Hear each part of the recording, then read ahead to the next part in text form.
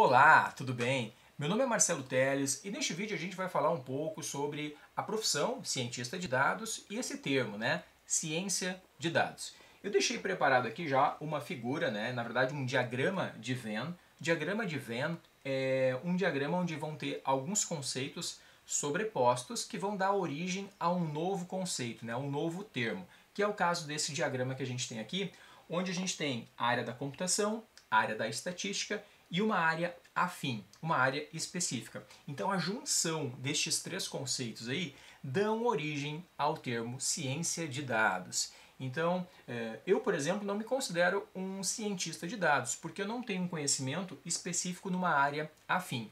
Para ser um cientista de dados, é necessário que o profissional tenha conhecimento de uma área, por exemplo, da medicina. Então, na medicina, um cientista de dados vai conhecer muito sobre computação, sobre estatística e sobre medicina. Então, cada área tem que ter um profissional que conhece daquela área e também conhece todas as ferramentas, né, de computação e de estatística. Eu conheço várias ferramentas de computação e estatística, de Big Data, de Machine Learning, de inteligência artificial, de classificação de dados. Eu conheço bastante, por exemplo, o classificador Bayes. Então eu conheço algumas ferramentas, mas eu não estou ligado numa área específica para me considerar um cientista de dados. Então, para ser considerado um cientista de dados, é necessário que o profissional conheça bem daquela área onde ele vai atuar. Eu tenho uma outra figura aqui para nós explorar um pouco. Antes de nós explorar a figura, eu quero entrar nesse site aqui, de onde eu tirei um outro conceito-chave aqui para este vídeo. Então, eu não vou acessar o artigo agora, eu não estou com a minha conta acadêmica aqui, mas esse aqui é um artigo que você pode acessar com uma conta acadêmica de uma universidade, ou você pode pagar para ter acesso a esse artigo. Ele é um artigo de 2015, onde o autor Hassen trouxe para a gente, né, o termo Big Data. De onde que vem o Big Data, né? Diversos autores falam sobre isso, mas em específico esse autor aqui traz de uma forma bem simples o que é o Big Data. Então eu fiz um diagrama de Venn também, esse aqui, onde eu me baseei, né, no autor Hassen, e o diagrama de Venn ele é uma junção de 4 conceitos, né?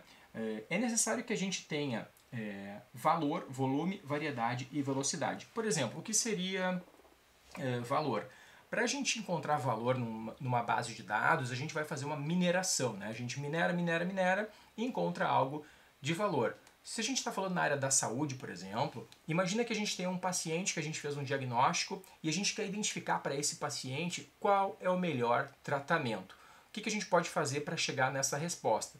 A gente pode analisar pacientes semelhantes a este, né, que já tem um histórico gravado na nossa base de dados e a gente vai minerar essa base de dados para identificar quais foram os tratamentos feitos em pacientes parecidos com esse que deram certo. Então a gente consegue encontrar algo valioso na nossa base de dados, né, minerando ela, de acordo com as características daquele paciente, né, procurar pacientes semelhantes a esse que tiveram um tratamento com resultados positivos, que melhoraram o seu quadro clínico. Então a gente encontrar algo de valor numa base de dados é um conceito fundamental para ser considerado o Big Data. Então o conceito de valor aqui está relacionado a isso que eu expliquei, né? Você analisar uma base de dados e encontrar algo valioso para uma situação específica.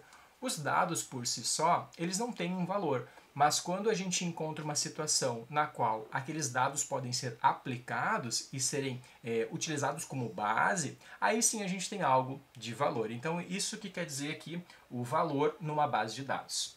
O termo volume é necessário porque não adianta a gente ter apenas diagnósticos de pessoas do sexo feminino se a gente precisa de um diagnóstico para um paciente do sexo masculino. Então é necessário que a gente tenha um volume, aqui eu citei o exemplo dos sexos, né, mas é necessário que a gente tenha um volume grande de dados, é necessário que a gente tenha pessoas que moram na região semelhante que esse cara mora, é necessário que a gente tenha pacientes na mesma idade, que tenham o aspecto físico parecido com esse paciente. Então é necessário que a gente tenha de fato um volume grande de dados. Outra coisa que a gente precisa são variedade.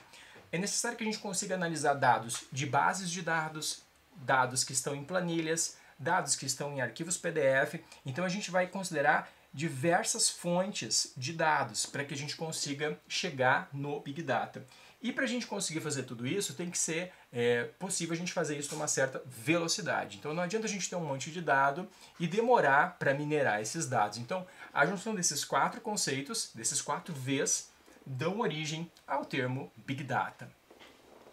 E agora entrando mais para a parte mais prática aqui, vou falar então aqui desse site aqui, o Data Science Academy. Ele tem aqui alguns cursos gratuitos, inclusive com certificado. Então se você quer entrar nessa área aí, cientista de dados, eu recomendo você ir se familiarizando, fazer estes cursos que tem aqui gratuitos, para você ir conhecendo as ferramentas, as tecnologias que um cientista de dados trabalha. E aí, se você gostar, aí quem sabe você faz um curso que eles oferecem aqui na modalidade paga. Então, vale a pena dar uma olhada nesse site aqui, Data Science Academy. É um site que tem bastante curso, bastante explicações de cientista de dados.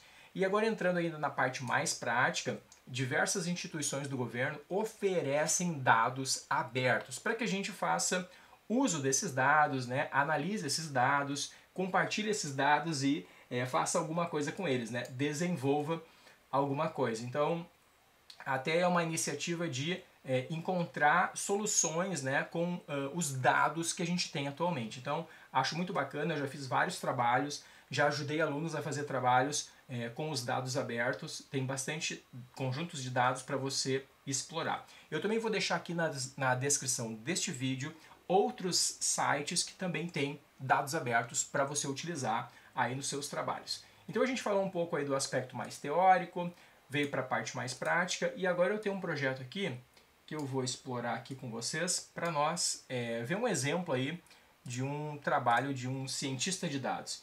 Então a gente pegou aqui os resultados da Mega Sena de acho que 1990 e poucos até hoje e a gente carregou todos esses resultados. Se você quiser pegar esses resultados, tem lá no site da Caixa Econômica Federal, tem todos os resultados lá, você pode baixar.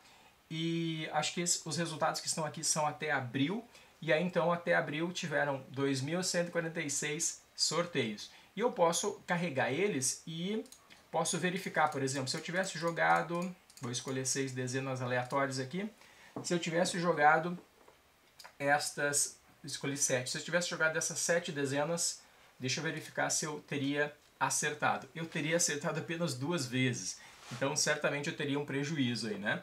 Mas aqui é só um exemplo de o que a gente pode fazer com esses dados, né? A gente pode analisar eles.